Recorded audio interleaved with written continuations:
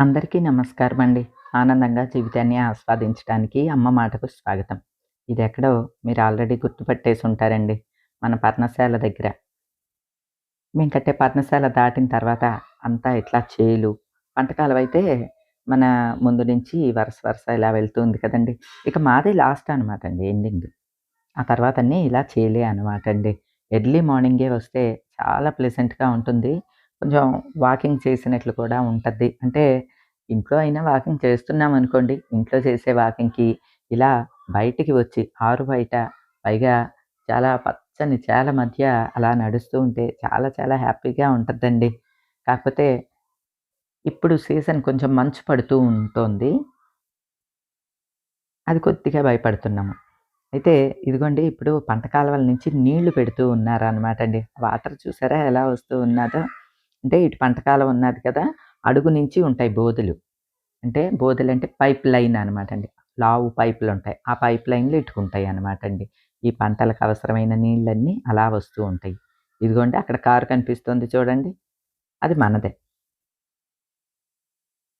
అంటే మనదే లాస్ట్ అనమాట అండి. ఆ తర్వాత అన్నీ కూడా చేలే. ఈ చేల పనులకండి మార్నింగే వచ్చేస్తారండి. ఉదయమే అంటే తెల్లవారగట్లే వచ్చేస్తారనమాట పొలాలకి. మందులు జల్లే ఇప్పుడు సీజన్ ఏంటంటే పొలాల మీద మందులు చల్లుతూ ఉంటారనమాట అండి. అంటే బహుశా ఈ మంచుకి అది ఏమన్నా పురుగొస్తుందేమో మనకు తెలీదు కదా అంతా.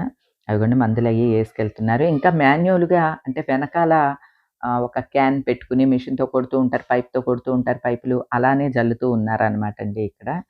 అదే 10 లీటర్లు చల్లారు. గంటలో అయిపోతుంది. ప్రతి మొక్కకి మూలం మొక్క కూడా వెళ్ళిపోతుంది. మాన్యువల్‌గా కాకుండా డ్రోన్‌ను ఉపయోగించి మందులు చల్లితే చాలా క్విక్‌గా అయిపోతుంది. తక్కువ ఖర్చు అవుతుంది అని చెప్పి ప్రేమ చెప్తూ ఉన్నాడనమాట అండి. ఆయనకి మా ప్రేమకి చాలా ఇంట్రెస్టు. మా ప్రేమకి తోట పనులు, ఈ పొలం పనులు ఇవన్నీ కూడా చాలా ఇంట్రెస్ట్ అండి. ఇప్పుడు ఆధునిక పద్ధతులు ఏమేమి ఉంటున్నాయి, ఏంటి ఇవన్నీ కనుక్కుంటూ ఉంటాడనమాట. అలానే తను రెగ్యులర్‌గా వస్తున్నాడు కదా! గబగబా నడిచేస్తున్నాడు. ఈ పంట కాలువ మీద ఆహ్, తాటి బోదెలేస్తారనమాట అండి. తాటి వేస్తారు. దాని మీద నడిచి వెళ్ళే విధంగా. "నువ్వు ఇటు పక్కకు వస్తావా?" అని చెప్పి తనైతే ఈజీగా తాటిపట్టు మీద నడుచుకుంటూ వెళ్ళిపోతున్నాడండి. నాకైతే చాలా భయమేసింది. ఎందుకు రిస్కు పడ్డామనుకోండి నీళ్ళలో పడతాము అని చెప్పి నేను రానన్నానండి. ఇంతలోకి మా గ్రామ మాజీ సర్పంచ్ గారండి ఈయన పాపారావు గారని మా మరిది గారికి కూడా స్నేహితులనమాట అండి.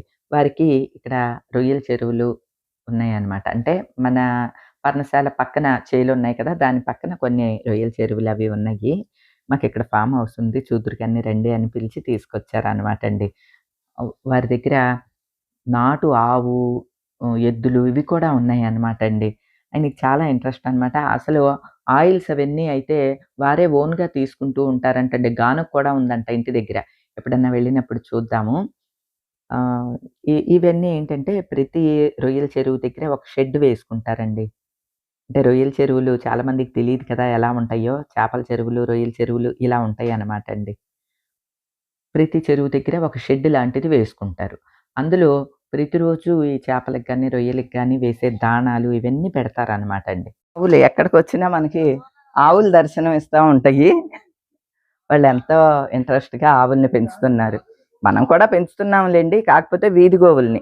మన ఇంటికి వచ్చే గోవుల్ని పెంచుతున్నాం. వీరు ప్రత్యేకంగా ఒక జత ఎద్దును, ఆవు ఒక జత అనమాట. నాటుయి. నాటు ఆవులు ఇప్పుడు దొరకట్లేదు కదండీ! దేశీ ఆవు, దేశీ ఎద్దుని పెంచుతున్నారనమాట. ఎంత ప్లెజెంట్‌గా ఉందో అండి ఇదంతాని. స్థలం కొనుక్కున్న ఏరియా ఆయన ఎక్స్ సర్పంచ్ గారనమాట అండి. పాపారావు గారని. మాకు ఈ సైట్ విషయంలో అంతా కూడా వారే హెల్ప్ చేశారనమాట. ఏది కావాలన్నా ఒక ఫోన్ చేస్తే చాలు చక్కగా అన్నీ అరేంజ్ చేస్తున్నారు. హెల్పింగ్‌గా ఉన్నారండి. చెరువే ఇది పట్టేసారంట. రొయ్యల చెరువు. ఇలా ఇదంతా తిరిగి చూస్తూ ఉన్నామనమాట. ఒక పక్కనేమో వరి చేలున్నాయి ఇటు పక్క. అటు చూపించు. మధ్య మధ్యలో ఇలాగా రొయ్యల చెరువులున్నాయనమాట. ఇది పట్టుబడి అయిపోయింది. మళ్ళీ గ్యాప్ ఇచ్చి మళ్ళీ వేస్తారనమాట అండి. కొంత టైం గ్యాప్ ఇచ్చి ఇంకో చెరువు పట్టుబడి ఉందో అప్పుడు తీస్తాంలేండి. ఆ! ఇంకో చెరువు పట్టుబడి ఉన్నదట. అప్పుడు మీకు క్లియర్‌గా చూపిస్తాను. ఇది రొయ్యల చెరువుల భాష అనమాట అండి. పట్టుబడి అంటే రొయ్యల్ని పట్టేయటం అనమాట. అంటే వాటి టైం అయిపోయిన తర్వాత వాటిల్ని పట్టేసి అమ్మేస్తారు చూడండి అదనమాట. మళ్ళీ పిల్లనేశారు అంటే చిన్న రొయ్య పిల్లల్ని ఏస్తారనమాట అండి. మధ్యలో కొన్నాళ్ళు ఆ చెరువుకి గ్యాప్ ఇస్తారు. మళ్ళీ తర్వాత పిల్లని తెచ్చి వేస్తారనమాట అండి. ఇగోండి ఇక్కడి నుంచి చూసినా మన పర్ణశాల కనిపిస్తది. దూరంగా కనిపిస్తున్నాయి చూడండి. ఆ వరుసలో ఉంది. మనం ఇలా చుట్టూ తిరిగి వచ్చామనమాట అండి. ఆ యెల్లో కవర్లు కనిపిస్తున్నాయి చూడండి. మన ఎదురుగుండా ఉన్నవాళ్ళు సిమెంట్ బస్తాలేసి ఆ కవర్లేసారనమాట అండి. ఆ అవతల కనిపించేదే మన పర్ణశాల. ఇక్కడి నుంచి కూడా దూరంగా కనిపిస్తున్నది కదండీ! అంటే ఈ మధ్యలో అన్నీ కూడా చేలే అండి. ఈ చేలు పచ్చగా పైర్ల మీద ఉన్నాయండి. అంటే ధాన్యం మీద ఉన్నది. ఇప్పుడే పాలు పోసుకుంటున్నాయన్నమాట కంకులన్నీను. భలే అందంగా ఉంటదండి. ఈ టైంలో చేలన్నీ కూడా చాలా పచ్చగా కంటికి ఇంపుగా కనిపిస్తూ ఉంటాయన్నమాట అండి. ఇయన్నీ చూస్తుంటే నాగేశ్వరరావు గారి పాట ఒకటుంటది చూడండి. నా జన్మభూమి ఎంత అందమైన దేశము, నా ఇల్లు అందులోన కమ్మని ప్రదేశము అని ఒక పాటుంటది. అది గుర్తుకొస్తోందండి. ఏవండీ ఇటువంటి చోట ఉండటం అనేది కూడా ఒక అదృష్టం అనే అనుకునేదాన్నండి. అందుకనే పరితపించేదాన్ని. ఇలాంటి చోట ఒక చిన్న గుడిసైనా సరే, అంటే ఒక చిన్న షెడ్ లాంటిదైనా సరే వేసుకొని అప్పుడప్పుడు టైమ్ స్పెండ్ చేస్తూ ఉండాలి అని అనిపించేది. ఎందుకంటే ఎప్పుడూ రెగ్యులర్‌గా ఇక్కడ ఉండటానికి వీలవ్వదండి. ఉండలేం మనం. నిజంగా ఫ్యాక్ట్ మాట్లాడాలి అంటే ఇక్కడే ఉండాలి అంటే ఉండలేమండి. కానీ అప్పుడప్పుడు వచ్చి మనం టైమ్ స్పెండ్ చేసి ఈ పచ్చదనాన్ని, ఈ ప్రశాంతతని ఆస్వాదించి వెళ్ళొచ్చు కదా! అలా ఇష్టపడుతూ ఉండేదాన్ని. ఏదో భగవంతుడి దయ వల్ల నా కోరిక ఇన్నేళ్లకు తీరుతోందనుకోండి. ఈ రొయ్యల చెరువులు, చేపల చెరువులు ఇవన్నీ మేము అప్పుడప్పుడు చూస్తూనే ఉంటాంలెండి గానీ, మన ఫ్యామిలీ మెంబర్స్ కూడా చూస్తారనే ఉద్దేశ్యంతో ఇదంతా వివరంగా తీస్తున్నాను. ప్రతి చెరువు దగ్గర ఒక షెడ్ వేసుకుంటారండి. అక్కడ కరెంట్ కనెక్షను ఇవన్నీ ఉంటాయి. వాళ్ళు స్విచ్ చేయంగానే ఏరియేటర్ ప్రారంభమైంది చూసారా అండి? ఇదిగోండి. ఎలా తిరుగుతుందో చూడండి.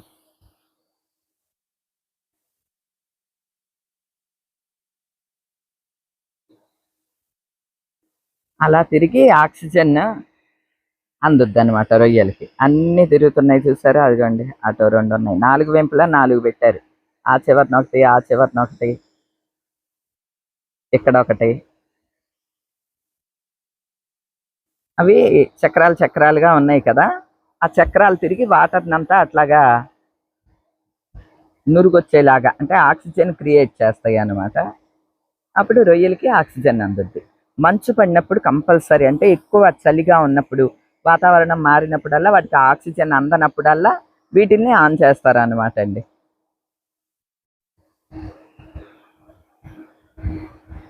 ఈ చెరువు ఇంకా పట్టలేదనమాట అండి రొయ్యల చెరువు. ఇందులో రొయ్యలున్నయి. పట్టుబడికి రెడీగా ఉన్నాయన్నమాట అండి.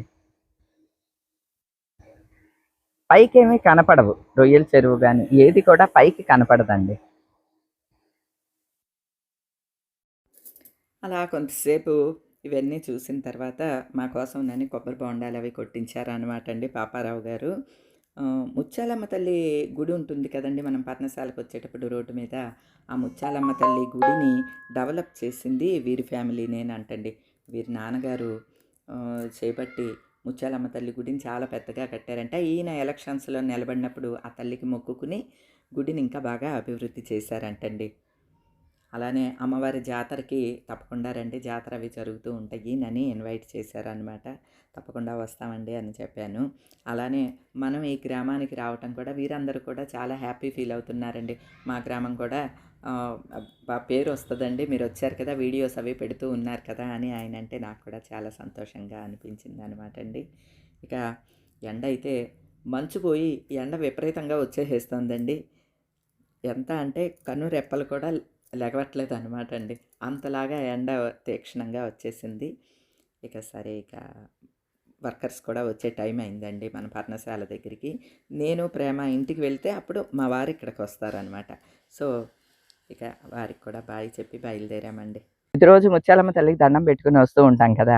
ఆ దేవాలయం అలాగా మళ్ళీ పునఃప్రతిష్ఠ. పునర్నిర్మాణం చేయటం, పునఃప్రతిష్ఠ చేయటం అంతా కూడా వీరి చేతుల మీదే జరిగింది. ఆ తల్లి వీరిని ఎంచుకున్నదన్నమాట అండి. ఇన్నాళ్ళకి వచ్చి ఇవన్నీ చూడటం కూడా చాలా హ్యాపీగా అనిపించింది. చాలా బాగున్నాయి కదండి అండి. ఇంకా మనం డెవలప్ చేద్దాము. ఇక్కడ మాకు కొంచెం హెల్ప్ చేయండి అండి. Thank you. Right sir. ఇదిగోండి మళ్ళీ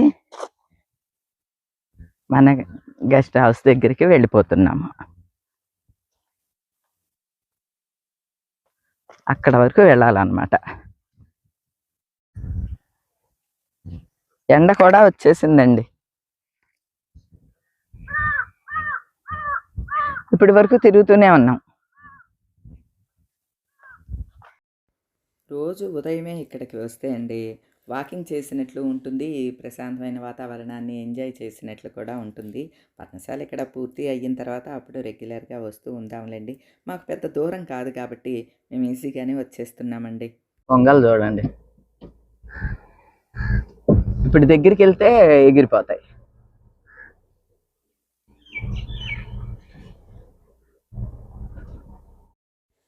ఇదిగోండి మన పర్ణశాల నుంచి ఇంకా బయలుదేరిపోయాం. వంతెన మీదే కారు పెట్టేస్తాం అనమాట అండి. తాళాలు వర్కర్స్ దగ్గర ఉంటున్నాయండి, అందుకనే ఇక లోపలికి కూడా వెళ్ళలేదన్నమాట.